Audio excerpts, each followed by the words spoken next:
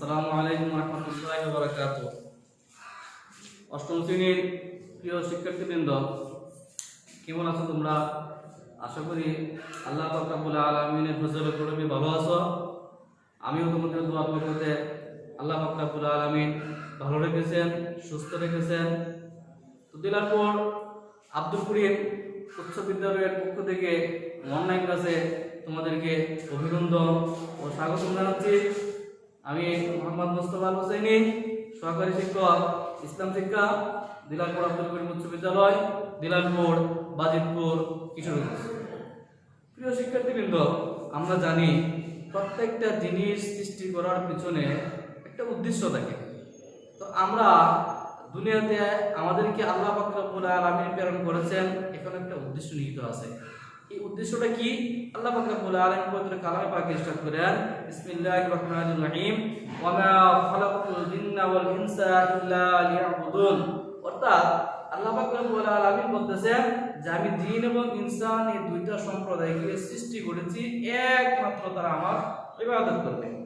তো প্রিয় শিক্ষার্থী বন্ধুরা, আমরা জানি ইবাদত তিন ধরনের হয়। একটা হচ্ছে ইবাদতে বাদানি অর্থাৎ শারীরিক ইবাদত, আরেকটা হচ্ছে ইবাদতে মালি অর্থাৎ মাল দ্বারা ইবাদত, আরেকটা হচ্ছে ইবাদতে বাদানি ও ইবাদতে মালি অর্থাৎ মাল ও শারীরিক ইবাদত, শারীরিক ও মালি ইবাদত। তো আমরা জানি যে ইবাদত সমূহের মধ্যে 3 নম্বর যে স্তর, তৃতীয় প্রকার ইবাদতের স্তর হচ্ছে শারীরিক ও আর্থিক ইবাদত। তো শারীরিক ও আর্থিক ইবাদত হচ্ছে যে ইবাদত সম্পন্ন করার জন্য শরীরের প্রয়োজন, অর্থের প্রয়োজন। প্রিয় শিক্ষার্থীবৃন্দ, নিশ্চয়ই তোমরা বুঝতে পেরেছো যে শরীর এবং অর্থ দিয়ে কোন ইবাদত করতে হয়। তো আমরা আসলে এতক্ষণে নিশ্চয়ই আমরা বুঝে গেছি যে শরীর এবং অর্থ দিয়ে একমাত্র ইবাদত করতে হয় আল্লাহ পাক রব্বুল আলামিনের বাইতুল্লাহ জিয়ারত করা, অর্থাৎ বাইতুল্লাহ জিয়ারত করার জন্য মক্কায় গমন করা, অর্থাৎ হজ সম্পন্ন করা। ইসলামের যে 5টা রুকন, এই 5টা রুকনের মধ্যে অন্যতম একটা রুকন হচ্ছে হজ। তো আমরা আজকে হজ সম্পর্কে আলোচনা করব। তবে হজের বিস্তৃত আলোচনা পূর্বের ক্লাসে চলে গেছে। আজকে আমরা এই হজ সম্পন্ন করতে গেলে কোন কোন কাজ করতে হয় সেই বিষয় সম্পর্কে আমরা ধারণা লাভ করব। প্রথমত, যে কোনো ইবাদত সম্পন্ন করার জন্য আল্লাহ পাক রব্বুল আলামিনের নির্দেশনা এবং রাসূলুল্লাহ সাল্লাল্লাহু আলাইহি ওয়াসাল্লামের তরিকা অনুযায়ী করতে হয়, এটা আমরা জানি। তো এরকম ভাবে এই হজ সম্পন্ন করার জন্য আল্লাহ পাক রব্বুল আলামিনের কিছু নির্দেশনা রয়েছে, যে নির্দেশনাকে বলা হয় শরীয়তের আহকাম সংক্রান্ত পরিভাষা, যেটাকে আমরা ফরজ বলি। তো হজের ফরজ হচ্ছে 3টি। হজের ফরজ কয়টি? 3টি। এটা আমরা মনে রাখবো। হজের ফরজ 3টি। হজের ফরজ হচ্ছে 3টি, অর্থাৎ এই 3টি কাজ বাধ্যতামূলক। প্রত্যেক হাজী সাহেবদেরকে অবশ্যই এই 3টা কাজ সম্পন্ন করতেই হবে। এই 3টা কাজের কোনো একটি কাজ যদি তার কাছ থেকে ছুটে যায় তাহলে কিন্তু তার হজ বাতিল বলে গণ্য হবে। এই 3টা কাজের 1 নম্বর কাজ হচ্ছে ইহরাম বাঁধা। 1 নম্বর হচ্ছে ইহরাম বাঁধা। 2 নম্বর হচ্ছে ইহরাম বাঁধাটাকে আমরা একটু বুঝে নেই। ইহরাম হচ্ছে প্রত্যেক হাজী সাহেবরা তার নিজ নিজ দেশ থেকে হজের উদ্দেশ্যে যাত্রা করার পূর্বে নির্দিষ্ট স্থান অতিক্রম করার আগে হজের নিয়তে ইহরামের জন্য সেলাইবিহীন সাদা কাপড় পরিধান করবে, এটাকে বলা হয় ইহরাম বাঁধা। 2 নম্বর হচ্ছে আরাফার ময়দানে 9 জিলহজ, আরাফার ময়দানে 9 জিলহজ অর্থাৎ জিলহজ মাসের 9 তারিখ 9 জিলহজ অবস্থান করা। আরাফার ময়দানে 9 জিলহজ অবস্থান করা, এটা হাজী সাহেবদের জন্য ফরজ, বাধ্যতামূলক। অবশ্যই যারা হজ করতে যাবে তাদেরকে আরাফার ময়দানে জিলহজ মাসের 9 তারিখ অবস্থান করতেই হবে। এটা হাজী সাহেবদের জন্য আল্লাহ তাআলার পক্ষ থেকে নির্ধারিত কাজ, অবশ্যই সম্পন্ন করতে হবে। আর 3 নম্বর হচ্ছে তাওয়াফে জিয়ারত করা। তাওয়াফে জিয়ারত নিশ্চয় তোমরা বুঝেছো তাওয়াফে জিয়ারত কি? তাওয়াফে জিয়ারত হচ্ছে বাইতুল্লাহ প্রদক্ষিণ করা, বাইতুল্লাহর চারপাশে 7 বার প্রদক্ষিণ করাকে বলা হয় তাওয়াফে জিয়ারত করা। তো আমরা হজের 3টা ফরজ জানতে পারলাম। 1 নম্বর হচ্ছে ইহরাম বাঁধা, 2 নম্বর আরাফার ময়দানে 9 দিন অবস্থান করা, 3 নম্বর তাওয়াফে জিয়ারত করা। এগুলো হচ্ছে হজের ফরজ। আর যে কোনো ইবাদতের মধ্যে যে সমস্ত ফরজিয়াত আছে অর্থাৎ আবশ্যকীয় কাজ আছে, সেই আবশ্যকীয় কাজ অবশ্যই ইবাদতকারীকে সম্পূর্ণ করতেই হবে।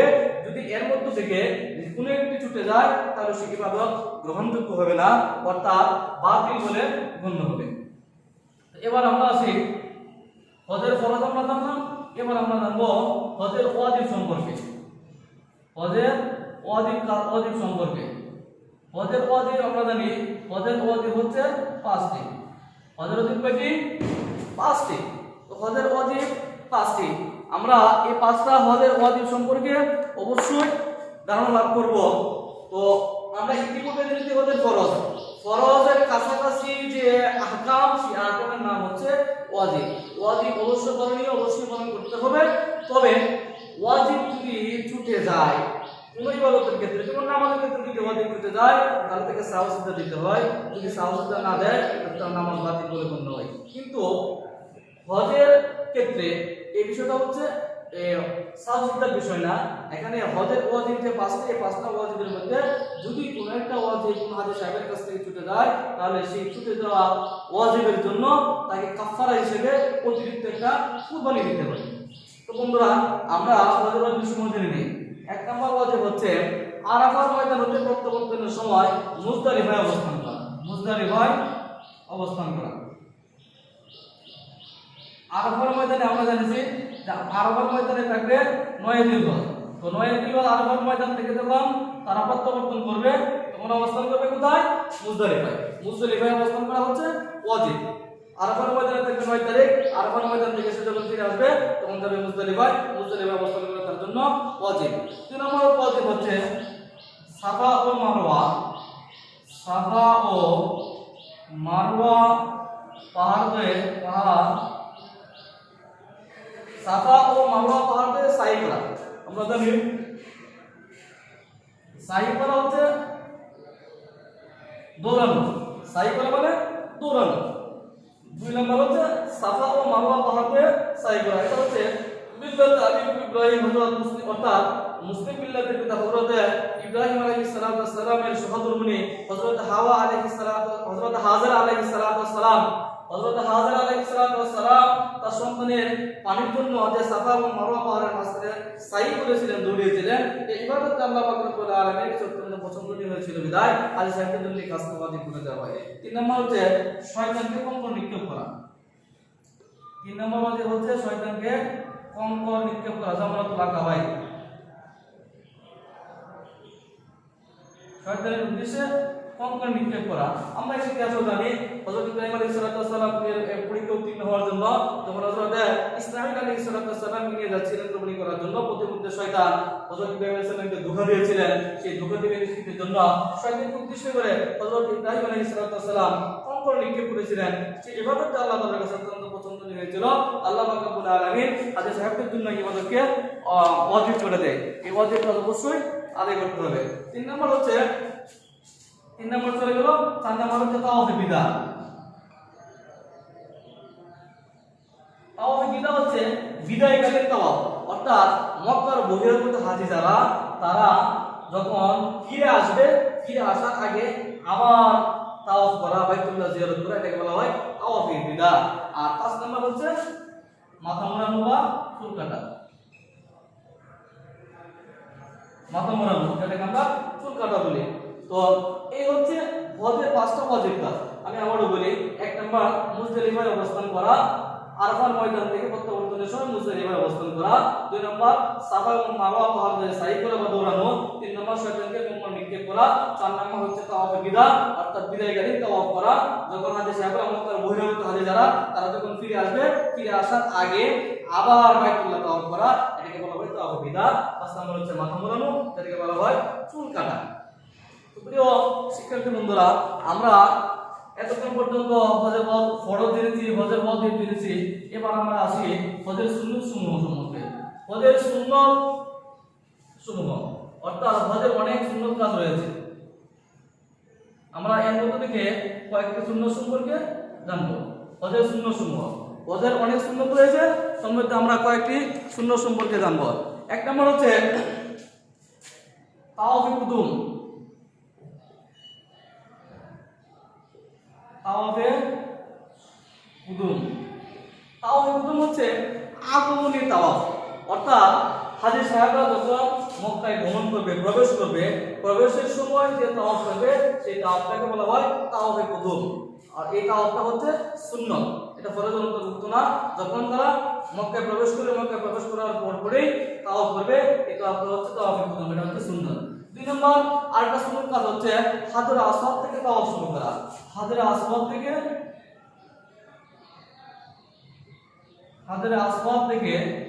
তাওয়াফ শুরু করা। তাওয়াফটা শুরু করতে হবে কোন জায়গা থেকে?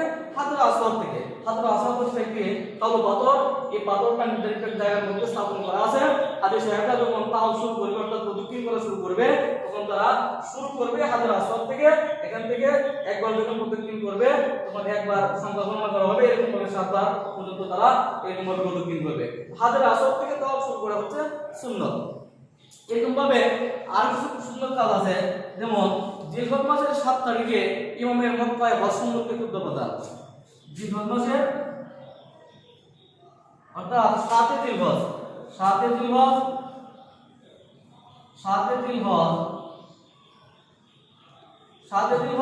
মক্কায় ইমাম খুতবা পাঠ করবেন, মক্কার ইমাম সাহেব খুতবা পাঠ করবেন, সেই খুতবা পাঠ করা হচ্ছে সুন্নত। 9 তারিখ অর্থাৎ 9 জিলহজ আরাফার ময়দানে দ্বীপ্রহরের পর খুতবা প্রদান করা, এটা হচ্ছে আরেকটি সুন্নত। 9 জিলহজ আরাফার ময়দানে দ্বীপ্রহরের পরে খুতবা প্রদান করা, এটা হচ্ছে আরেকটি সুন্নত। আর আরেকটি অন্যতম সুন্নত হচ্ছে 11 তারিখে মিনায় খুতবা দেওয়া। 11 তারিখ অর্থাৎ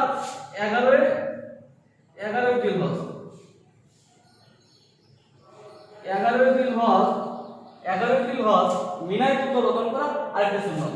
সুন্নত সমূহ হচ্ছে 7 জিলহজ মক্কায় ইমাম সাহেব প্রদান করা, 9 তারিখ দ্বীপ্রহরের পরে আরাফার ময়দানে খুতবা প্রদান করা, 11 জিলহজ মিনায় খুতবা প্রদান করা। এগুলো হচ্ছে সুন্নত সমূহের মধ্যে অন্যতম সুন্নত। এরকম ভাবে আরো অসংখ্য সুন্নত রয়েছে। তো যারা হজ করতে যাবেন তারা অবশ্যই সুন্নত সম্পর্কে অবগত হবেন।